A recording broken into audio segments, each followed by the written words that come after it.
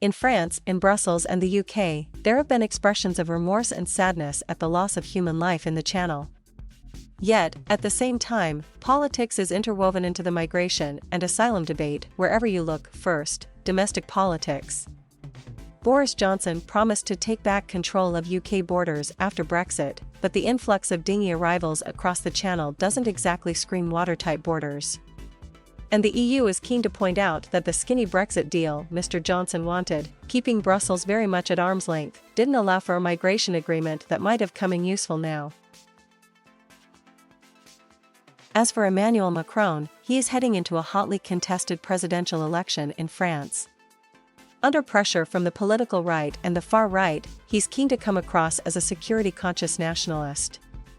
That's why he cited national sovereignty when he once again refused the British offer of joint patrols on French beaches and waters. His government mutters that the UK should understand the sovereignty argument in the light of its Brexit vote. The UK Home Secretary Priti Patel says she'll send officials and law enforcement officers to Paris on Friday to intensify joint cooperation and intelligence sharing. But you need trust to work hand in hand, and, right now, UK-French relations are frosty to say the least. France was perceived as bad cop by the UK during the often fraught Brexit negotiations with the EU.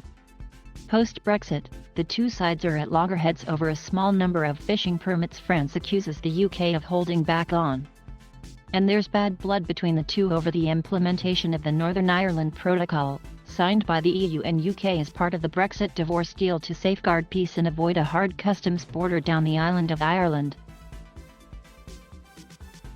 Adding to those tensions, France is still smarting from the recent security agreement between the UK, US, and Australia, which it only found out about at the very last moment, and which cost Paris a lucrative submarine contract. Combating people smuggling and deterring the desperate from risking their lives at sea becomes even more complicated when you stand back a bit more.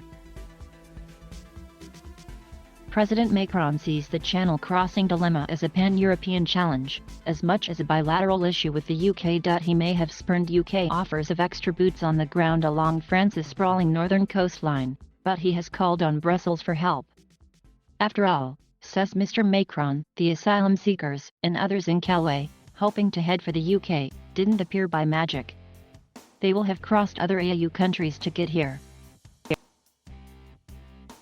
Mr. Macron knows that irregular migration, as it's often referred to, is all too familiar at the EU's various external borders. Remember the 2015 refugee and migrant crisis, affecting the bloc's southern rim? And recently Poland asked for EU help in the east along the border with Belarus. Irregular migration to richer countries is not going to disappear as long as there's poverty, war, persecution, and environmental refugees in other parts of the world. So yes, the issue is well known to Brussels, but so is the year-on-year failure of member states to agree on what should be done. Germany has been open to taking in large numbers of refugees and asylum seekers. Its government in waiting, taking over from Angela Merkel, wants to promote more legal migration as a means of deterring men, women, and children from making perilous sea crossings in flimsy, overcrowded dinghies. But Hungary and others in Central and Eastern EU states favor the Fortress Europe option, making external borders as impenetrable as possible. In the meantime, NGOs, human rights lawyers, members of the public sickened by the tragic loss of life in a big chunk of French media, take the popular Le Monde newspaper for example, are saying enough is enough. They demand that France, the UK, and other EU member states put aside politics, roll up their sleeves, and actually do something together to save lives. Thank you for watching.